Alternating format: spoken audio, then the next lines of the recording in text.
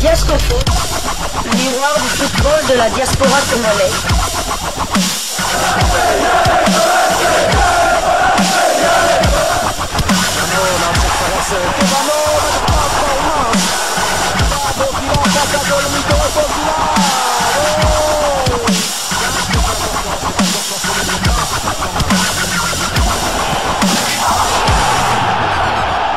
Diascofoot, le miroir du football de la diaspora congolaise. Vous êtes sur Diascofoot, le miroir du football de la diaspora congolaise. Diascofoot vous dit bonjour, tout le plaisir est pour nous de vous retrouver, mais surtout de savoir que vous êtes nombreux en train de suivre votre chaîne YouTube dédiée uniquement aux footballeurs de la diaspora congolaise.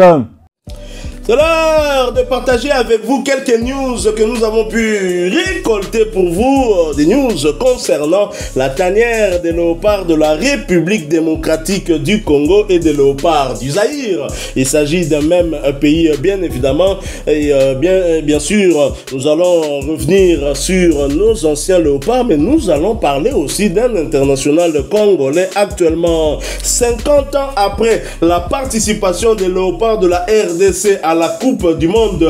L'assassin revient toujours sur le lieu du crime.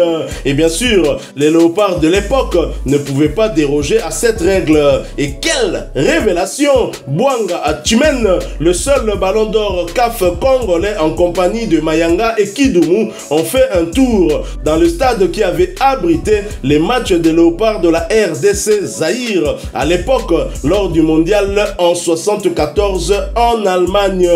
Et je vais bien évidemment tout de suite vous proposer en image cette visite de nos léopards, nos légendes tout simplement. Ensuite nous nous retrouvons après pour exprimer notre joie devant ce qui s'est passé. Pour souvent, nous n'arrivons pas à remercier ces légendes parce qu'ils ont eu à réaliser une très grande prouesse. Je rappelle que la République démocratique du Congo, à l'époque appelée Zaïre, était le premier pays africain du sud du Sahara à participer à une Coupe du Monde, même si le résultat n'était pas ce qu'on attendait, mais une fierté quand même, puisque Tozaba Wayambo, nous étions en tout cas les tout premiers à y participer. Suivant en image, ces vieux, certains ne les reconnaîtront pas, moi compris, parce que lorsque ils sont allés en 74 en Allemagne pour participer au mondial, je n'étais pas encore né, c'est dommage pour moi. Voilà pourquoi nous espérons que les jeunes d'aujourd'hui vont se battre pour nous amener vers le Mexique, les États-Unis ainsi que le Canada, où se jouera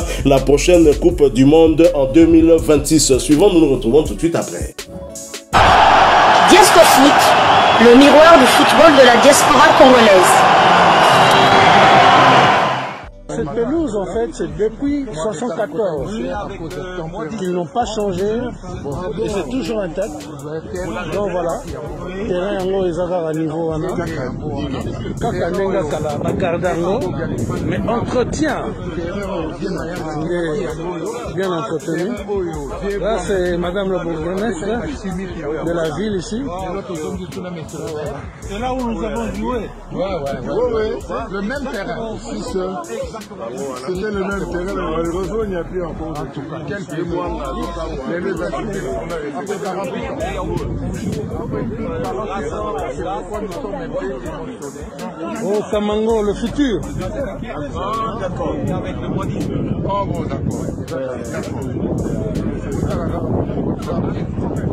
Eza makambo azabe lelo oyo bakanisa bango na kati ya mboka oyo ya Allemagne tala mpe biso mpe babana na bango bakisi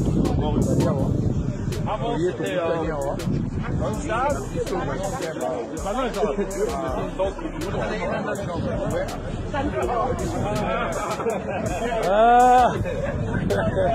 Papa qui bongue. Papa qui bongue. C'est fantastique. Malheureusement, il n'y a pas le ballon. S'il y avait le ballon ici, on allait faire un petit match là entre nous le V, quoi. Donc ça va être Papa qui bongue contre Bourgmestre. Non, mais C'est vraiment un très bon souvenir ici. Ah oui, hein, parce que moi, moi j'ai rêvé d'être ici là-bas. Ça fait maintenant. Mais on m'a remercié. Ça fait maintenant 48 ans. 48 ans après. Vai completar já, aqui. Là, je sais. Qui va le complet? Regardez là. Oui, 48 ans après. Il y a Raymond. Oui. Oui, Ja, er ist da raus, ja, ich bin oui, nous sommes complets. Voilà, nous sommes de retour, hein. Vous l'avez vu en image, Bouanga Tchimen, Mayanga et Kidumu. Bouanga Tchimen est le seul joueur international zaïrois, aujourd'hui RDC, à avoir gagné le Ballon d'Or africain en 1973. Pour rappel, ce titre s'appelait Ballon d'Or africain et a été créé par le magazine France Football qui décernait ce trophée au meilleur joueur africain de l'année entre 1970 et 1992. Depuis 92, donc le Ballon d'Or africain a été rebaptisé prix du joueur africain de l'année. On utilise toujours le nom de Ballon d'Or, mais ça a été changé. Cette fois-ci, le joueur est élu par des fédérations de football africain. Depuis 92 ou 92, aucun Congolais, je dis bien aucun, donc entre 1970 et 1992, c'est le magazine France Football qui décernait ce titre et on avait gagné un avec le Zaïrois du tout puissant Mazembe Englebert Tchimen en 1973. Depuis, aucun Congolais n'a plus eu le privilège de toucher ce titre. Alors, qui sera le deuxième footballeur congolais à décrocher ce titre? Alors, bien sûr, il y a quand même une zone d'ombre dans ce que je viens de dire, parce que moi, je me souviens que Trésor Mputu et même Moubele Firmin de l'SV Club qui était aussi plébiscité meilleur joueur africain. Y a-t-il une différence avec le titre de Ballon d'Or qu'avait remporté justement notre papa Bouanga Tchimen? Oui, je vais juste faire un petit rectificatif par rapport à ce que vous venez de dire. Effectivement, le Ballon d'Or tel que créé par France Football en Afrique, enfin c'était le Ballon d'Or européen et puis le Ballon d'Or africain, mais c'était toujours par le journal, le magazine France Football qui appartient au journal L'équipe. Donc et ça s'est arrêté en 92, mais la CAF a créé un trophée également à ce sujet, mais le dernier Ballon d'Or a été destiné à Georges Weah. Quand il était au Paris Saint-Germain, c'était en 94. Donc voilà, la différence c'est que lorsque la CAF a repris les affaires, donc ils ont continué à donner, parce que ces genres d'organismes, la FIFA, la CAF, ont toujours, je sais pas, cette maligne de vouloir ravir ce qui a été créé par des privés. Oui, voilà, même la FIFA, il y a le Ballon d'Or de France Football, et puis encore, il y a la FIFA qui vient avec son trophée de meilleur joueur de l'année. Parfois c'est en contradiction, oui. On ne comprend pas qui fait quoi. C'est la même chose aussi pour la coupe, c'est quelle coupe là qui se joue au Japon, la coupe des interclubs là. Coupe du monde des clubs. Oui, voilà, la coupe du monde des clubs, voilà les termes que j'ai cherché. La coupe du monde des clubs avait été créée, je sais pas, par les Japonais ou les Saoudiens, quelque chose. La FIFA est venue s'accaparer ça. Ils ont, voilà, c'est un peu parce que derrière cela, il y a de l'argent, il y a de l'argent, oui. Il y a des droits télé, il y a des sponsors. Donc la FIFA veut, et la CAF par exemple au niveau africain veut faire la même chose. Et donc la CAF a créé ces prix-là. Mais ensuite, plus tard, ils ont voulu scinder les meilleurs joueurs africains au niveau local, les meilleurs joueurs africains au niveau dans l'ensemble en général. Donc c'est comme ça que vous voyez Mo Salah gagner ça, vous voyez Sadio Mané, ça c'est du côté Afrique internationale. Mais du côté Afrique, sur le sol africain, c'est que tu as fait de bon sur le sol africain. On peut dire l'Afrique Chan. Voilà, Afrique Chan, on a eu pour tout trésor, on a eu Moubele, on a failli avoir Fiston Maïl, oui, la saison dernière. Donc voilà, c'est un peu ça la différence. Oui, franchement, c'est une fierté pour nous qui n'avons pas vécu cet instant. Mais Bouanga Tchimen, un joueur du tout-puissant Mazembe, j'ai ouï dire qu'il aurait joué avec son grand frère dans ce même club et que son grand frère, l'année où il remporte ce titre, était aussi en lice. Voilà, justement, son grand frère n'est autre que Peter Kaza. J'ai dit Peter Kaza. Il y a beaucoup de Kazadiens dans ce pays. J'ai même oublié son prénom. Kazadi, donc le gardien de but du tout-puissant Mazembe également en 1974. Alors Kazadi, lui, il était le grand frère de Chimène Bouanga. Et vous imaginez un peu le grand frère qui est dans les buts. Et donc toi, le petit frère, tu es devant. Tu imagines un peu ce qui arrive en cas d'erreur. Et d'ailleurs, j'ai une petite anecdote à ce sujet. Hein. Il n'était pas rare de voir le gardien de but Kazadi après une action ou une autre, même pas un but, parce que Mazembe dominait quand même le football à l'époque, hein, même africain, et il giflait carrément, il venait gifler son petit frère Bouanga devant tout le monde, me disait, je ne sais pas si l'arbitre attend peut-être que la gifle vienne de l'adversaire pour donner un carton, mais là vraiment il giflait parfois son petit frère, et même, j'ai même ouï dire que lorsque il y avait un but encaissé, même si son frère n'était pas impliqué dans le but, même si son frère était sur le banc de touche, lui, il s'acharnait sur son frère. Mais tu étais où? Tu n'aurais pu. Ah voilà, tu aurais pu donner des conseils. Pendant que tu étais sur le banc, hein, en tant que défenseur, normalement titulaire, tu peux conseiller. Et donc voilà, ils ont cheminé ensemble au sein des Léopards et puis au sein du tout-puissant Mazembe, ils ont gagné des trophées ensemble. Et donc Kazadi aurait pu aussi être ballon d'or, mais il a été barré par son petit frère Bouanga, et il n'y a qu'un seul, si je me souviens bien, un seul gardien africain qui a gagné le ballon d'or. Je dois retrouver son nom, mais peut-être dans nos prochaines éditions, on va peut-être y revenir. Il n'y a qu'un seul gardien africain qui a gagné ce ballon d'or-là. Donc notre Kazadi aurait pu être ballon d'or, mais il a été barré par son petit frère. Et je ne sais pas si ça existe, deux membres de la même famille être dans le palmarès, le premier et le deuxième, je ne sais pas si c'est déjà arrivé. En troisième position, il y avait, comme vous pouvez le voir sur cette photo, le troisième c'était la légende ivoirienne Laurent Pokou, Laurent Pokou, hein, qui avait terminé en troisième position. Donc voilà.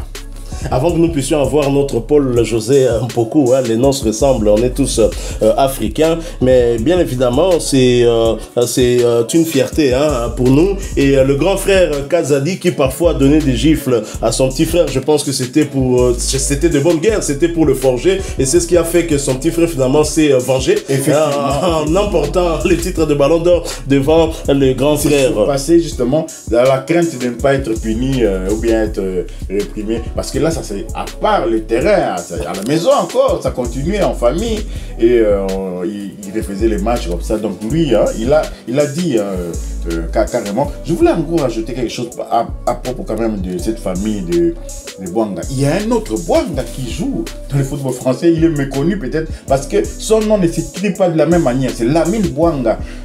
On va revenir sur lui, hein. On va trouver une occasion pour pouvoir parler de lui. Lamine Bouanga, formé au stade de Reims, Lamine Bouanga qui a joué à Guingamp, Lamine Bouanga a joué à l'AJ Auxerre, hein. Donc c'est un joueur, maintenant je crois qu'il joue dans la division inférieure. Son nom s'écrit B-U-H-A-N-G-A. Donc Bouanga avec un H. Donc, et vous voyez encore, il y a un autre Bouanga, celui le Gabonais. Le Gabon, B-O-U. Voilà. Je n'ai pas compris. Et puis Lamine, en fait, Chimène Bouanga, c'est le grand-père de Lamine Bouanga. C'est son grand-père. Donc Lamine, déjà, c'est un prénom qui sonne ouest-africain, sénégalais et tout ça. On va creuser de ce côté-là. Je viens à peine de découvrir cela, mais c'est son petit-fils. Il a la double nationalité congolaise, bien qu'en Congo on n'accepte pas encore la double nationalité, mais en tout cas il est français d'origine congolaise. Et c'est comme je l'ai toujours dit et que je le répéterai encore, hein, c'est vraiment une fierté que d'avoir en vie ces légendes, et surtout qu'ils ont été honorés du côté de l'Allemagne. RDC honora kaba légende na yo bao baza vivant. Mais sous ba kufi vraiment na déception makasi pour totia bango nesiko esengelité. Effectivement, lorsque vous voyez je n'accuse personne, je n'attaque personne, hein, je ne minimise personne, mais lorsque la RDC doit aller se rendre à la CAN, on voit qu'on a réservé quelque chose pour les légendes qui vont accompagner. Et vous voyez ces légendes-là, c'est des Apata qui... Ça fait mal au cœur parce que nous avons des légendes. Parce qu'en réalité, quelqu'un comme Apata qui n'est pas une légende, qu'on se le dise. Voilà. On n'a rien contre Apata. Mais il n'est pas une légende. C'est quelqu'un qui est un joueur qui a... On l'a beaucoup aimé, il a fait quand même de bonnes choses, mais pas au niveau de devenir légende. Ni au Daring Club Monté Mapembe, ni au Léopard. Nous négligeons les vraies légendes qui sont encore en vie. Et Bouanga, lui, effectivement, on s'est dit peut-être, lui, comme il est en Europe et tout, il est Kibonge et tout, ceux qui sont en Europe, là, Kidoumou, Kakoko, eux, ils n'ont pas besoin. Mais il y en a d'autres qui sont à Kinshasa, là, les vieux, comment ils s'appellent, Mana, ils sont là, le Mbongo Tex. ceux qui sont en Europe peuvent peut-être ne pas se contenter du montant qu'on leur avait alloué, là, je sais pas, mensuellement, $500, quelque chose comme ça. Ils peuvent dire, bon, qu'est-ce que je vais faire avec ces $500? Mais c'est important pour ceux qui sont encore au pays. Une légende, c'est quand même quelqu'un qui a un palmarès. Nous avons des légendes comme ça. Oui, voilà, Biscotte, légende. D'accord, il a fait des exploits. C'est encore frais dans nos mémoires. Mais il faut vraiment regarder le football congolais dans sa globalité. D'où on vient, où on est, et où on va pour pouvoir décerner des trophées comme ça. C'est une maladie typiquement congolaise. On voit ça aussi dans la politique. Ah, Mobutu, ça, la ligne, Namboko et tout. Et puis, on oublie facilement. On oublie facilement. On l'insulte dans un bâtiment qu'il a construit. Dans un stade de Marty qui, jusqu'aujourd'hui, vous avez fait un sujet sur le stade de Marty qu'on veut rénover. Mais construisez un nouveau stade. Mais lui, il a construit le barrage d'Inga, la cité de Loya. Le pont Maréchal, combien d'aéroports? On a tendance à négliger le passé. On voit que le présent et puis peut-être le futur. Non, il y a des vraies légendes qui existent, qui sont encore là et ils ont été honorés par l'Allemagne. C'est une très bonne chose. Il faut que la République démocratique du Congo puisse aussi les honorer. En tout cas, on a pris du temps pour parler de nos légendes et surtout Bouanga. Personnellement, je ne savais pas qu'il était le seul ballon d'or congolais à gagner le ballon d'or au format global. Donc les joueurs évoluaient à l'étranger comme ici, alors que lui évoluait du côté de Lubumbashi dans le club du tout-puissant Mazembe Anglebert. Ceux qui doutaient encore que Mazembe était réellement grand voyaient qu'en 73, alors que beaucoup n'étaient pas encore nés, au moment où Bruce Lee mourait justement, Bouanga lui gagnait le titre de ballon d'or meilleur joueur africain. Oui, c'est pas effectivement, mais il était le troisième, si on peut dire, local à gagner ce ballon d'or là, parce que avant lui il y avait, je crois en 71, il y avait le Ghanéen Sunday Souleymane, qui avait gagné, et Sheriff Suleiman, le Guinéen, a gagné ça en 72, et Bouanga du tout-puissant Mazembe a gagné en 73. Donc, et puis après vous avez tout ce qui Roger Mila par exemple, il a gagné aussi en tant que local avec le Tonnerre de Yaoundé, et plus tard il a gagné le ballon d'or en évoluant en 5e, 6e division dans la formation de la jeunesse saint-pierroise de l'île de la Réunion. Ça c'est certainement grâce à la Coupe du Monde de 90, comme vous savez, Roger Mila avait fait des exploits et donc on l'avait décerné le ballon d'or, mais il jouait dans un club de l'île de la Réunion. Ah oui, Bouanga, lui, il jouait en Afrique au tout-puissant Mazembe Anglebert. Donc voilà, nous en avons terminé avec les légendes congolaises, mais nous restons quand même dans la tanière de léopard de la RDC, mais beaucoup plus dans la Fédération Congolaise de Football Association, qui a annulé les élections dans la Fédération Congolaise de Football Association. Notre confrère Eddie Kankou nous en dit plus sur sa page Facebook officielle. Il dit ceci: Football RDC, la CAF et la FIFA annule le processus électoral à la FECOFA. La Confédération africaine de football CAF et la FIFA ont annulé le processus électoral de la Fédération congolaise de football association FECOFA en raison de non-conformité. Une commission rogatoire internationale a été mise en place pour examiner la situation menant à la dissolution des commissions électorales et de recours. Pour garantir des élections transparentes, une nouvelle commission indépendante des magistrats et avocats sera instaurée pour vérifier les candidatures et soumettre celles conformes pour le vote. Un cadre de concertation permanente entre la FIFA, la CAF et le CONOR a également été établi et un nouveau calendrier électoral doit être défini pour améliorer la gouvernance de la FECOFA. Nous devons alors attendre les élections la saison prochaine au regard de la situation en phase. Eddie Kankou, le vôtre. Voilà, moi je suis outré, je suis ébahi, je suis offusqué par cette déclaration, d'autant que la Fédération congolaise de football association est gérée par la CAF et la FIFA à travers cette commission dite de normalisation qui nous a été imposée par la CAF à travers son secrétaire général qui est un Congolais qui connaît les réalités d'ici et qui est venu à Betty Kati avec certains Congolais pour nous imposer ce qu'on a. Comment dire que cette commission électorale qui avait été mise en place n'est pas conforme alors que ça a été mis en place par une structure qui a été justement installée par la CAF? Ça ne sent pas bon tout ça. On a comme l'impression qu'on veut en tout cas nous emmener vers un type de gestionnaire de cette fédération de football de la République démocratique du Congo, et moi ça me gêne tout ceci, ça ne sent pas bon, ce n'est pas bon.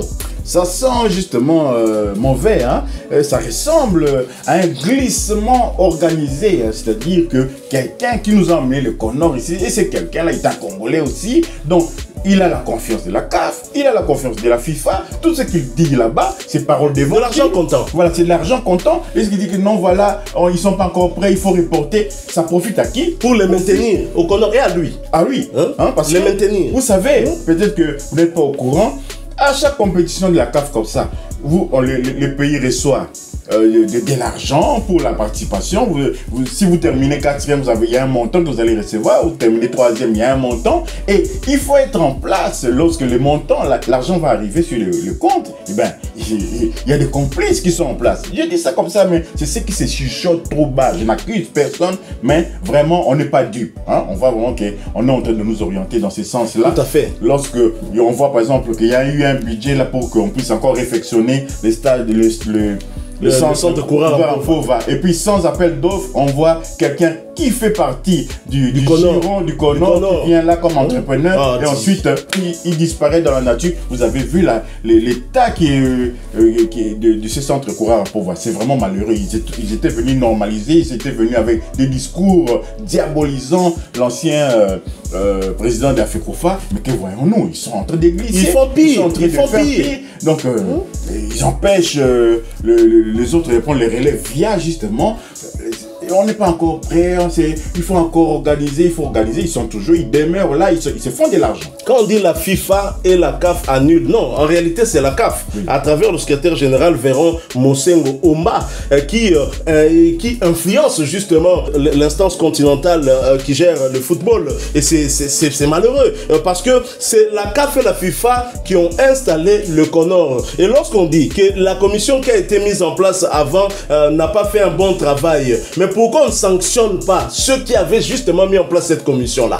Pourquoi est-ce que ceux qui avaient mis en place cette commission-là restent en fonction? Il fallait changer. Ça signifie que les membres du Conor ont échoué dans la tâche qui leur a été assignée par la Confédération africaine de football ainsi que la FIFA. Et donc on sent vraiment un clientélisme entre le secrétaire général de la CAF qui embarque bien évidemment la CAF et la FIFA dans cette salle besogne, et c'est bien triste. Nous voulons des élections, et des élections avec bien évidemment des textes qui ont été révisités pour permettre à un plus grand nombre justement d'être candidats, parce que ça a été verrouillé. C'était ça notre seul souci. Mais aujourd'hui, on veut des élections dignes de cela. Et si le Conor ne peut pas nous assurer de ces élections dignes, eh bien le Conor n'a qu'à nous laisser partir.